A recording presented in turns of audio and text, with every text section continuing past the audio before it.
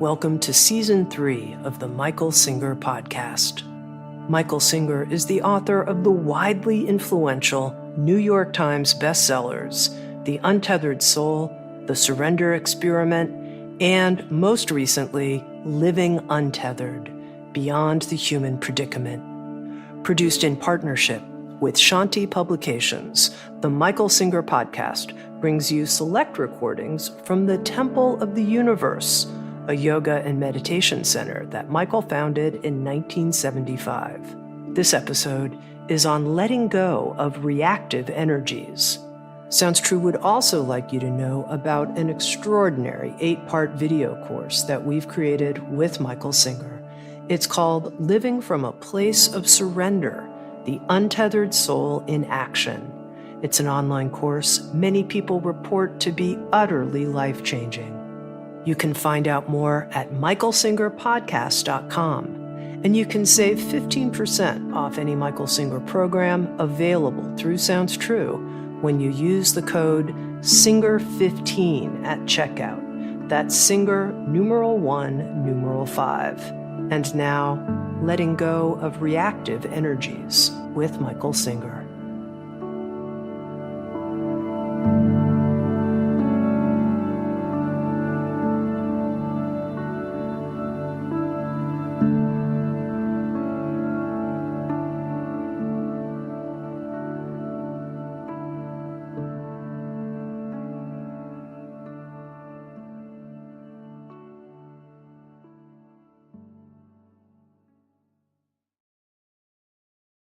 Chakra.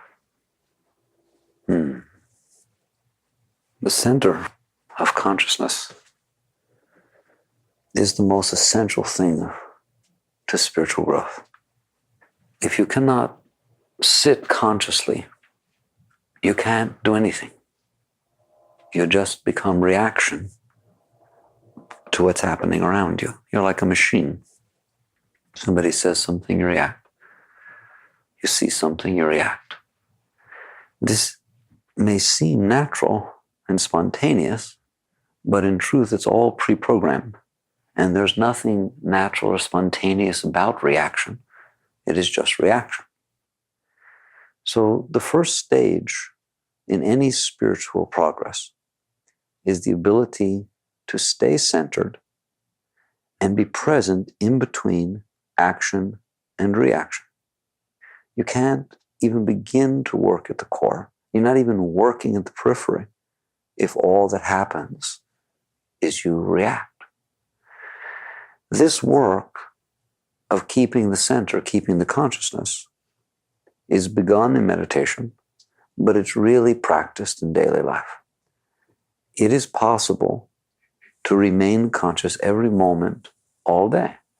From the time you wake up until the time you go to sleep, do not doubt that it is possible to constantly, effortlessly be aware of what is happening outside of you, what are the reactions that it is hitting and responding inside of you, and you can see what impulses and urges would have driven you to say or do behavior or reaction.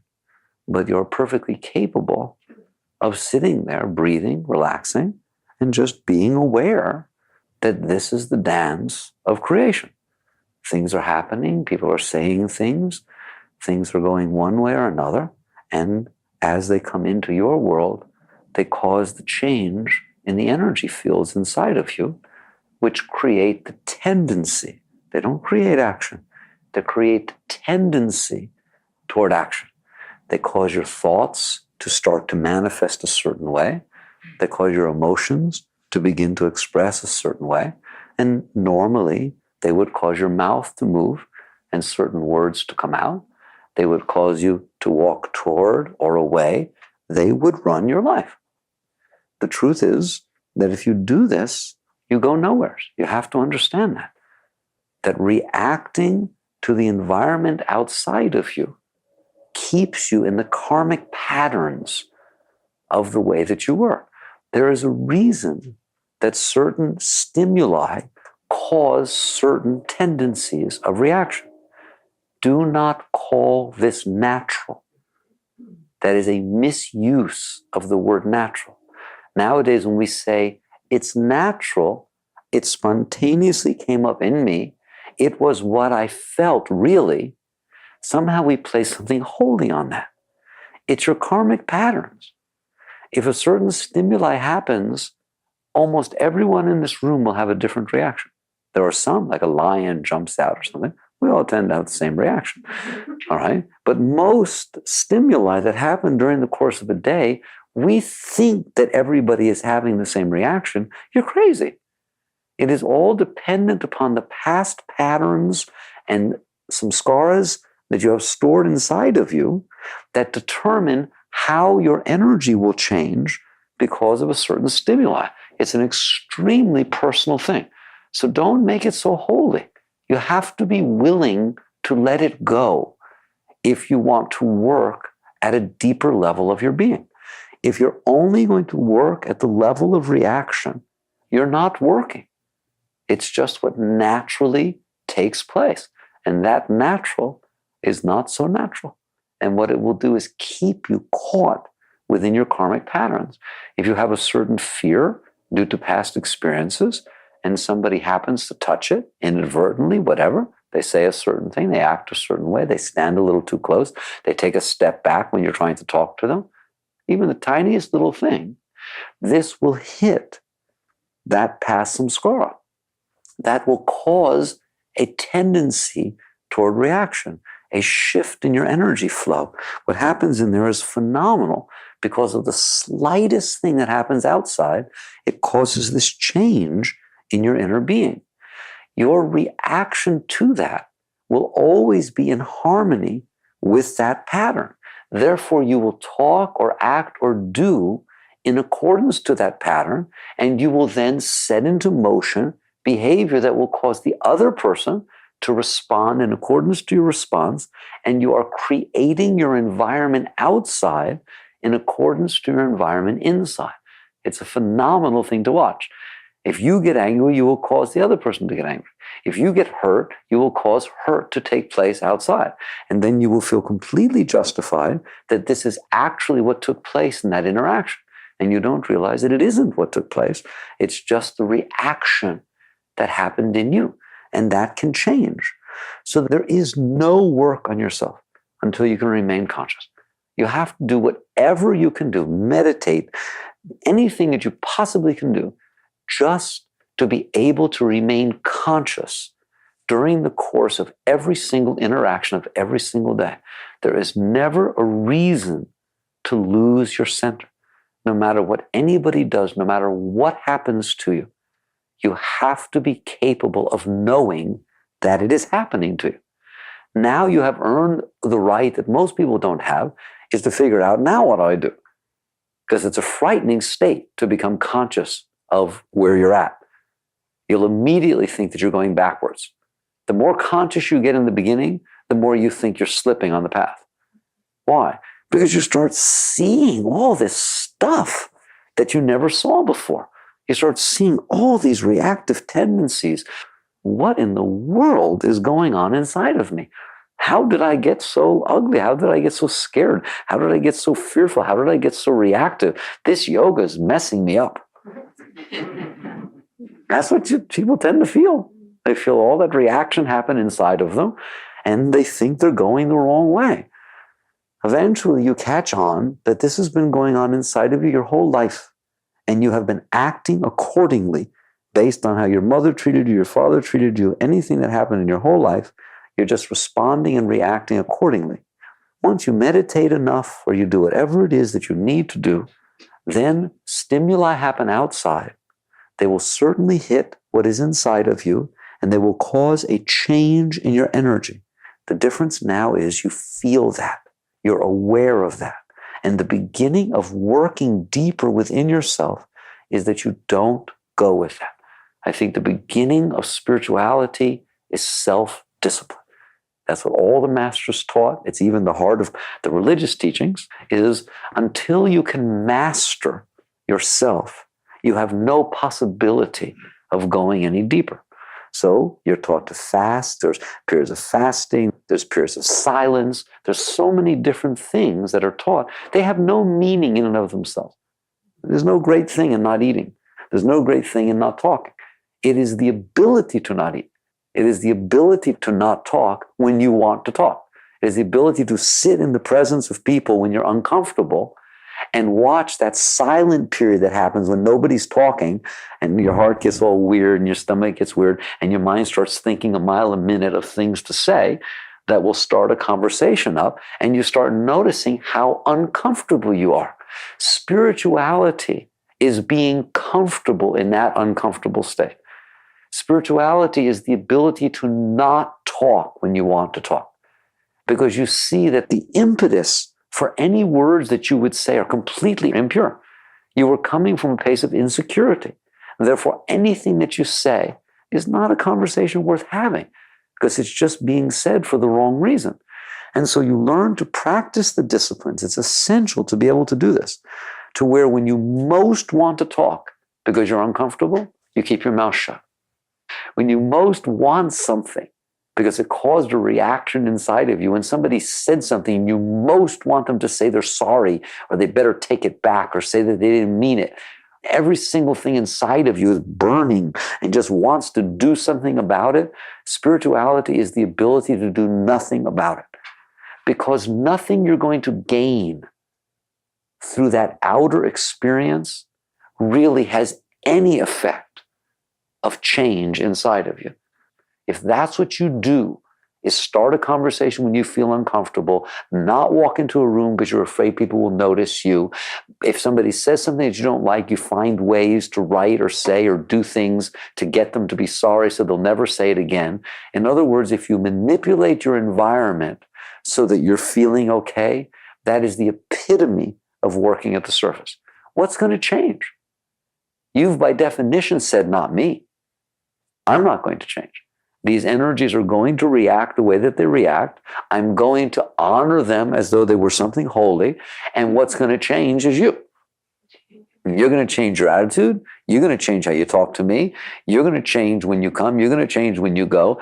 Every single person and thing around me is going to go through some serious change, aren't they? And I'm going to make sure that they do. I'm going to let them know that they are not to talk to me that way. I'm going to let them know that I will not tolerate this, that this should not be this way, that this is wrong. I'm going to argue with them. I'm going to prove it to them, whatever it is. In other words, nothing in here is saying, I will change. Everything in here is saying, I will not change.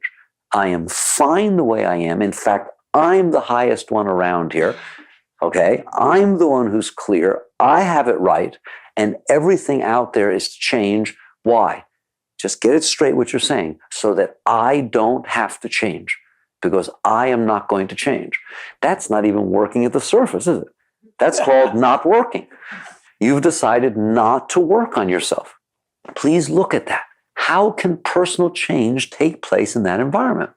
So you attempt to use all of this reactive energy that comes up inside of you to gain control over the people, places, and things outside of you, so that you don't have to change. And what you're doing is reinforcing these energies.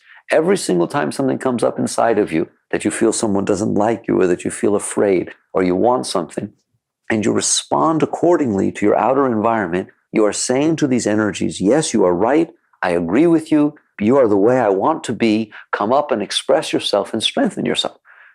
And you build habits of energies flowing that way. So all of that is not yoga.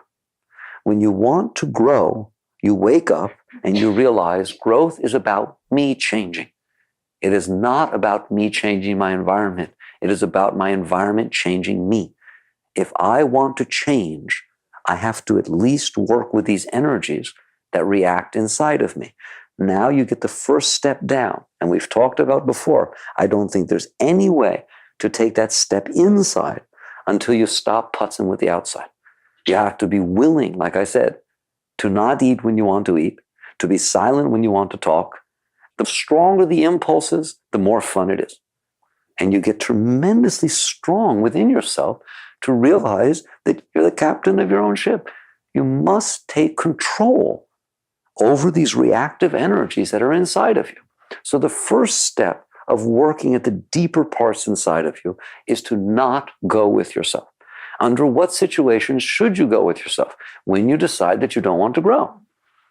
When you decide you're tired of growing and you want to stay the way you are, and you really want these energies to be disturbing you inside, then give them the right to run your life and dump on somebody.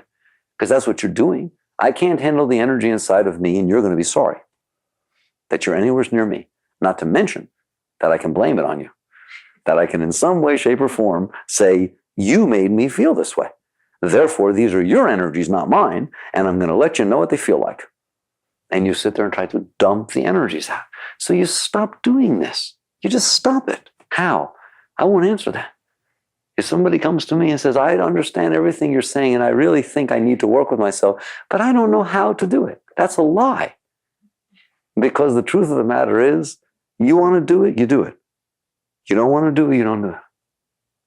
You're sitting there, you start feeling uncomfortable, that no conversation's taking place, and your mind says, God, the weather. No, I don't want to talk about the weather, that's stupid. It says, oh, I want her sister. How's her sister? Okay, I can ask her about it. No, I don't want to ask about her sister. She'll know I'm just making conversation. Anybody ever have anything like that go on there? Then you take super glue. You put it on your lips, all right?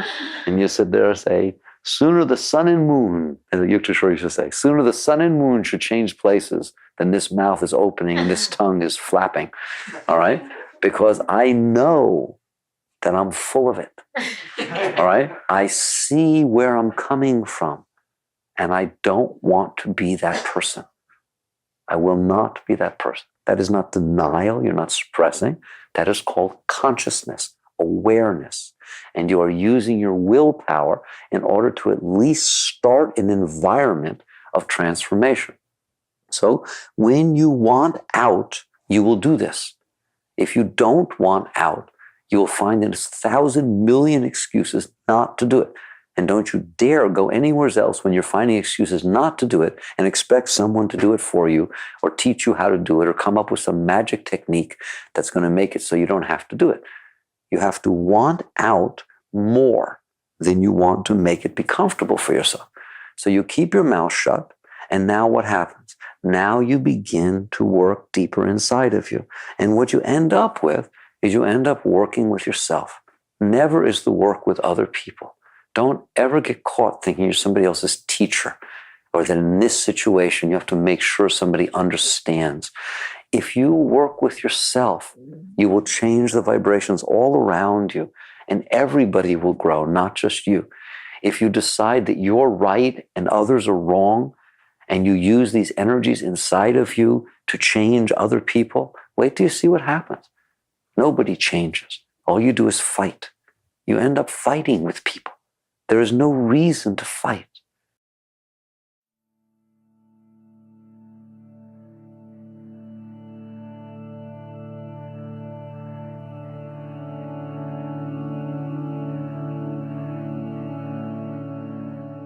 Faced with life's challenges and uncertainties, many of us feel quite stressed and overwhelmed. But does it have to be this way? With his newest book, Living Untethered, Michael Singer has written a follow-up to the spiritual classic, The Untethered Soul, taking us within to our still and liberated center. To learn more about this book and Michael Singer's other offerings, please visit living-untethered.com.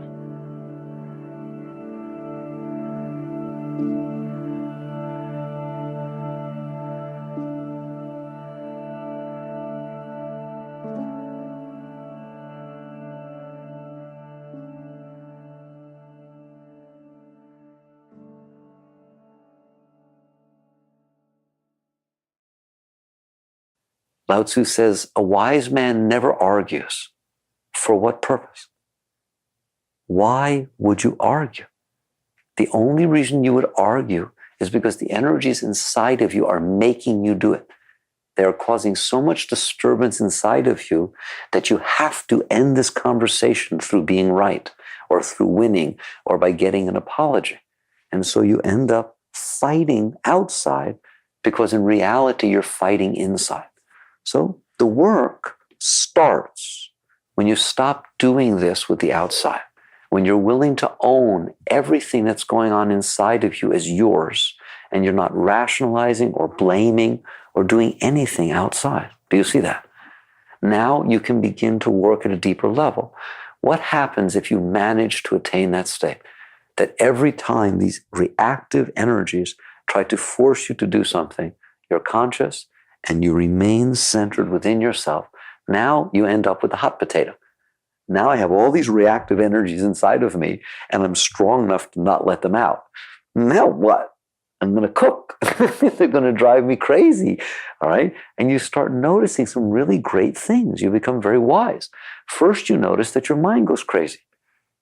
I love it. People come to me and they say, since I've been meditating, my mind goes crazy. This is good. It's because you're not letting it do everything it used to do to not go crazy. And so these energies inside first try to express themselves through the mind. Have you noticed? Has anybody noticed that? If you do not let it express itself outside, it first finds the next weak link. Your strongest weak link or your weakest link is your outer expression. It just happens just like this. You just dump the energy through your mouth, through your actions, whatever. If you don't do that, then it goes to your mind. And your mind starts talking about what it would say if you let it say. Just try and do his silence a little bit. It just starts saying everything it would have said. It carries on both sides of the conversation. How often do you carry on both sides of the conversation? It's just wonderful. So it all goes into the mind. That is this reactive energy that was stimulated due to your karmic patterns. Don't you dare think that everybody's mind is the same. Everybody's mind is the same as all neurotic. That I agree.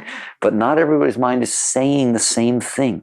It's all based upon what your karmic patterns are and your samskaras. Yours is completely unique. Everybody wants to be unique. You're already unique. You don't have to prove yourself at all.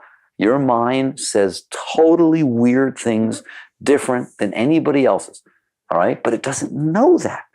And it literally thinks that it is in there saying the same thing that everybody else's mind is saying. Watch how you think that. You assume that everybody's the same as yours. You've never been in anybody else's, so how do you know? All right? And you're inside of yours so much, that's the only frame of reference that you have.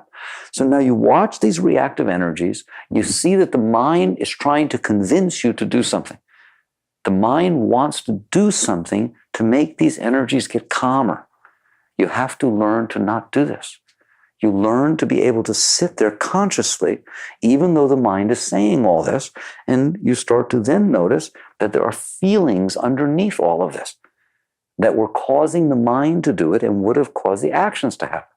Notice every step you're taking, the way to take the step to the root is by not operating at the level in front of it. If you operate at the level in front of it, then that's where the energy goes. You either exercise through action or what you do with your mind. I'll spend 1 second. The main thing people do with their minds is they rationalize. They get it together. They sit there and make it all make sense. So they go in there, they say things like somebody says something that bothers you, you want to argue back, okay? But you keep your mouth shut. That's really good. And now what does your mind do? Does it get like totally silent the minute you do that? There's just absolute silence. Not a word is being said. The universe of silence passes through. Never. Instead, it says things like, my God, I wonder if he even notices what I have to say. If he knew, if I gave him a piece, he said, he's lucky that I've learned to shut my mouth. All right. Next time, we say he does this. Next time, I'm not keeping my mouth shut. And it just goes on and on. And then it says things like, boy, am I getting high. I can't believe I was able to not say that. He was so wrong. I mean, I am so high. I have got it together so much. This is unbelievable. If he had any idea how great I am, that I'm in this. And it just goes on and on and on. What it's trying to do is find a way to balance these energies. Yoga teaches something much, much deeper. Yoga says it is good that these energies are building up inside of you so that you can see them. You're a conscious being. You should be able to work with your energies. They shouldn't get stuck inside of you and cause all this trouble. So the first thing you will see is that the easiest way to release the disturbed energies is through disturbing the environment around you. Second is through playing this mind game of finding ways to think about it that makes it feel better. Anybody ever do that? You just find ways to think about it that somehow, if you think about it just right, then it all gets quiet, doesn't it? You are rationalizing thoughts so that the energies get balanced. If you're on a spiritual path, they're very much like the ones I just told you. That if you're disturbed by something, you're jealous, somebody did something, you feel jealous, you find so many different clothes to put on. So you say things like, it's his karma. Let God take care of it. He'll find out. And by not reacting, I'm being so good. This is so unbelievable. Like I said, I never thought I could do such a thing. God will be so pleased with me. Someday he'll see how good I am. He can't see now, all right? But I'll stand by him and I'll do this. And it says all this stuff. And what it does, if it says just the right thing in just the right way, all of a sudden it feels much better. It talked itself out of its disturbed energy. It was able to manipulate and move the energies through manipulating the mind instead of manipulating the outer situations. Does anybody else do that? You ever see how when something's disturbing you that you try to use your mind to fix it? What do you think you're doing? Just watch this process. That's what it means to be conscious. Why is this not a good? It's okay to do this. All right, like I said, each layer that you come in closer is at least closer to the root. Ultimately, it's not good to do this. How do I know? Because if you sit there and you get it all packaged right, I'm really getting high and God will show him and someday he'll know how good I am and so on, all right? You've built a self-concept. You built a world defined, and if anything doesn't fit that or match that, if all of a sudden he turns around and says, I know what you're thinking. You're thinking that someday I'll find out that you're right. Wait till you see what happens to you. Everything will go berserk again. It's like somebody actually took away your hiding place. Can they do that? Can something happen outside that stops you from being able to think about it the way you did, and then all of a sudden the energies go crazy again? Instead of fighting with this, you should learn from this. It proves to you that what you're doing is trying to use the world or thought to get your energies together. They are not good places to work with things. So your mind starts going crazy. It starts saying things. What do? You don't listen to it. That's very hard. Most people have a lot of trouble with that. It was hard enough not to react outside. Now you let the mind say whatever it wants, and you don't put yourself into it. You don't let it fix you. How do you like that? If it finds a place that feels comfortable, you kick the chair out from under it. You do not let yourself sit in the comfortable little world you built in your mind, because you're just building a fictitious place that makes your energies feel more balanced. You don't want that. It will get destroyed soon enough. Don't worry. So if you don't listen to your mind, wait till you see where you end up next. You keep coming closer and closer to the root of your being. The next place you end up is your heart. This will happen very naturally. You don't need any teachings. Just don't go with the thing in front of it.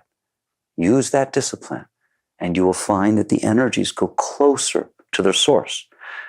Once you get to the heart, you will feel tremendous disturbance. You will see that you're, oh my God, what a mess you are. You're very insecure. You're afraid. It's unbelievable what is going on inside the heart. That was what was causing the mind and causing the outer actions to take place. Don't be afraid of it. It's going on inside of everybody's heart. You hear me? It's very scary in the heart, isn't it? If you ever really go in there, you will see that you are scared. If you don't see that you're scared, you have not gone there. You're scared when people talk to you. You're scared when people walk up to you. You're scared when people walk away. You're scared when you talk to people that maybe you said something that will have bothered them or they don't think nicely of you. It's very touchy and sensitive. You know, they say, like romantic, the heart is sensitive. The heart is real sensitive. And you will find that it's very difficult to live in the heart because it's a mess. So you will see that that is where the reactive energies come from. What do? Same thing you did with everything else. If you can sit in that heart when it's throwing these things up at you and not do anything, remember I said consciousness was the whole thing. Now you're sitting here watching this stuff burn in your heart. You don't do anything. You just sit there. The next step back is where you want to be. Because the next step beyond the heart is the witness. Nothing's left to watch anymore except the watcher. And you will find yourself more and more being the being who is aware of this process of reaction, until eventually you will never react again. You don't ever go with reactive energies. And when you can sit in the self and watch this tendency to react, a very beautiful thing happens. We've discussed this before. By the way, that is the root. When you are down in the heart, watching these energies get created and aware of what they would do if you let them, but yet you are sitting in a state of clarity, of awareness. You watch the trees move, you hear the sounds around you, and at the same exact time, you are aware of every single thing that is moving inside of your heart and of what you would be thinking. Thought doesn't come. You're just aware of what would come. The tendency is there. This is what we call the causal body. You're at that point working in the causal body. The things are not manifesting, but your awareness is so present that you can see what they would do if they were permitted to. And so from this state of awareness, all things are available to you. The outer world is seen and the whole inner world is seen, and you will see that they have a relationship with each other. They dance with each other. They are interactive and integral. And if you don't react, you get to watch all this. And what you will see is that they balance each other. That you don't have to do anything about anything. And everything you do about anything will cause disturbance. And this is the state the Gita talks about, the deep, deep states of non-doership. Have you learned that yet? That you don't have to do anything about anything. You don't have to do anything about anything. It all naturally unfolds as it passes through you if you don't react to it. If people are walking toward you and you want them to come toward you, and so you start reacting, you go running toward them, they may run away. If people are walking toward you and you're afraid of them, and so you start resisting, then you run away, you cause disturbance. If people are walking toward you and you really don't want them to walk past you because you don't know what will happen, at least if they're in front of you, you have some control. So you put your hands out and you hold them in front of you, you get really tired. And you have to spend your whole life holding these people in front of you. Anything you do messes things up.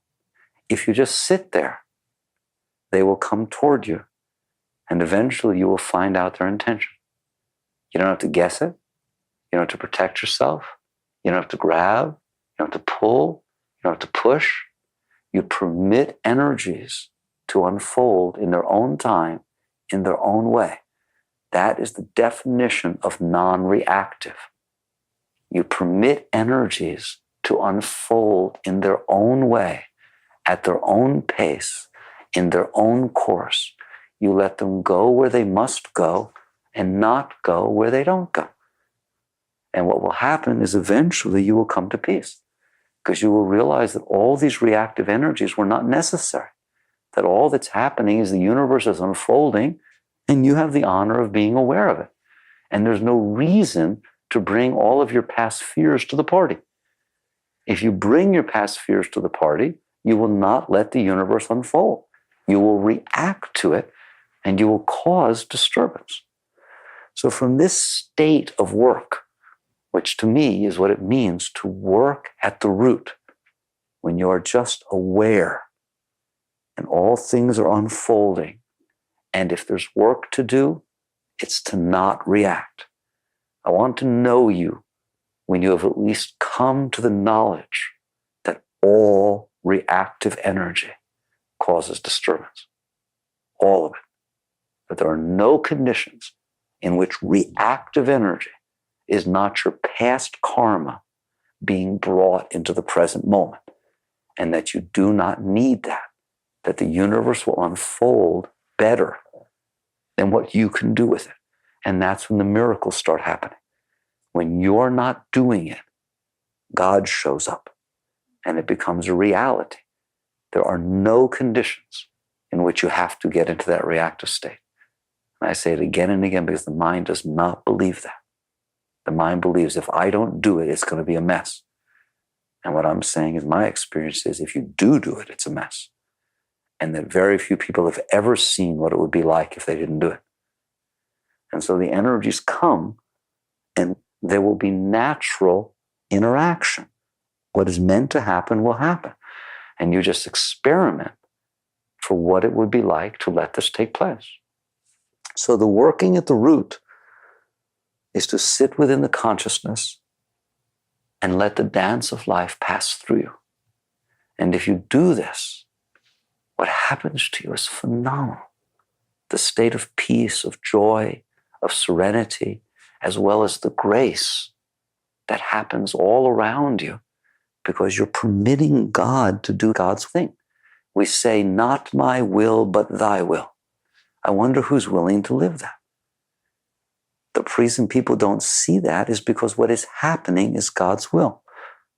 How hard is that to digest? What is happening is God's will. Whose else's will did you think it was? There is only God. All that there is in the universe is your consciousness, God, and what's left of you.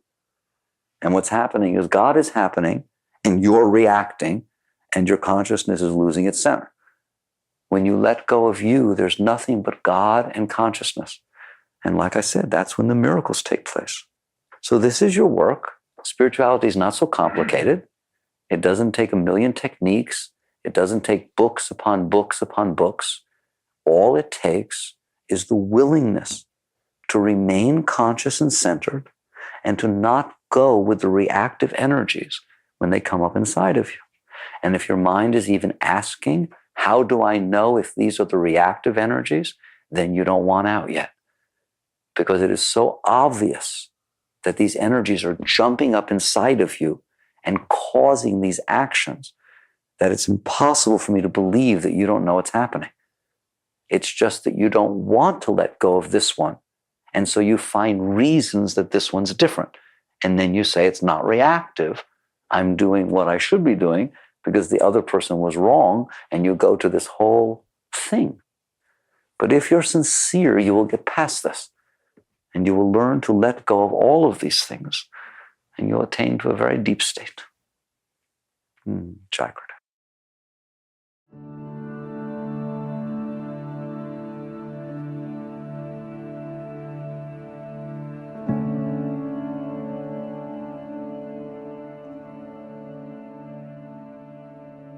You've been listening to the Michael Singer Podcast, produced by Sounds True in partnership with Shanti Publications. Sounds True is the co-publisher of Michael Singer's newest book, Living Untethered, Beyond the Human Predicament. We've also joined with him to produce an extraordinary 8-part video course. It's called Living from a Place of Surrender, The Untethered Soul in Action. You can find out more at michaelsingerpodcast.com, and you can save 15% off any Michael Singer program available through Sounds True when you use the code SINGER15 at checkout. That's SINGER, numeral 1, numeral 5 at checkout. The music you heard on this podcast is the song Giving It All by Be Still the Earth. Thank you so much for listening. Sounds True, waking up the world.